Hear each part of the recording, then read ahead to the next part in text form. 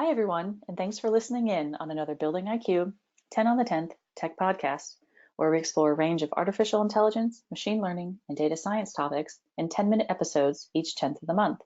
Today, we are speaking with Roy Arindam, who is Vice President and Managing Director of Construction Services across Asia Pacific at BuildingIQ.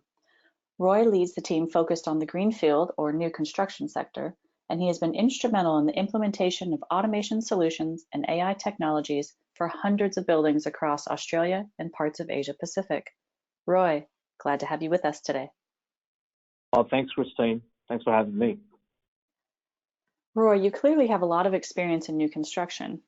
Tell our audience what the motivation was for BuildingIQ going after the Greenfield space and what opportunities you saw there. Yeah, so it's a great question, and thanks again. Look, I think the Greenfield journey as such has been going on for a long, long time, and it has been a very traditional environment where construction is driven all the way from contractors down to suppliers. What I really saw was an opportunity to disrupt that whole process in a positive sense, and really bring in technology which can make a big impact operationally and the ongoing delivery of these buildings. So I think the opportunity really here is around delivering building control systems in a much unique manner that allows us to deploy not only the control system, but also integrate that with the BuildingIQ AI platform from day one during the construction of the building, right? And basically basically become part of the DNA of the building going forward. So Roy, tell us specifically, if I'm a building owner and I'm in the design phase, what is the advantage for me for building in this sort of optimization technology from the beginning versus adding it on as a service later on? Yeah, look, while the building gets constructed, during that installation and commissioning phase, the challenge is that there is a lot of data which is basically utilized during commissioning phase or collected. We don't seem to be doing that commissioning process really well generally in the market. And when you bring in a technology like BuildingIQ's commissioning services up front, you're utilizing the vast experience of BuildingIQ across the 1,400 buildings and implementing that sequence of logic into the system at a very early phase, right? And that's a prime difference. So when you have the control system integrated with that logic as early as possible, then what happens is as soon as the building gets complete, we are delivering a much more efficient and effective building to the landlord. And to me, that is a big pain point we are solving here. We're trying to solve here. The historical reason is buildings used to get built, constructed, and handed over partially commissioned, and landlords used to spend a lot of time and effort and money and dollars to fix it. Whereas we're trying to bring all of that change as early as possible during this construction phase, using the understanding and the knowledge we have, and try to deliver a much better and efficient building in a much more effective manner and during practical completion. So then that leads on to a defect warranty period, whereby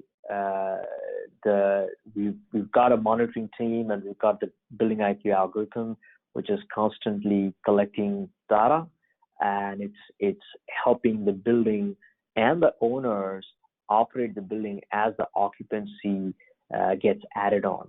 And because we have been involved from day one of construction, we've got much better knowledge of how the building was designed and how the building is operating. So there are two fundamental differences between the two, being designed and being operated.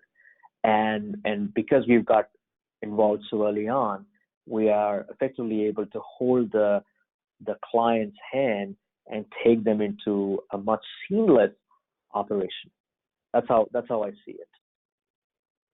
So it's interesting what you noted there from a knowledge-based perspective. It sounds like it could be a real advantage to be documenting the actual operation of a building versus design from day one. Tell us more about that.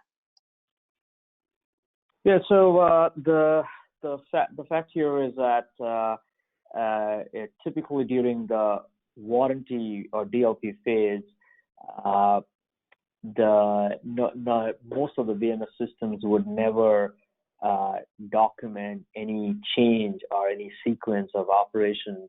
It's more like a go as you like kind of a mode, but with the understanding and the knowledge we've picked up so far, we are able to document every piece of information, not only through our platform but also back into our asset registry within our facility worksite platform, and that allows us to allocate assets with specific kinds of issues or potential issues, and create a pretty wide library relevant to that building.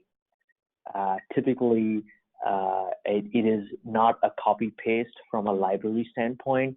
The libraries are unique to every building, so this is a pretty crucial time. It's more of an investment of time, effort, which we as BuildingIQ are putting into that building so that the client has got a lot of peace of mind.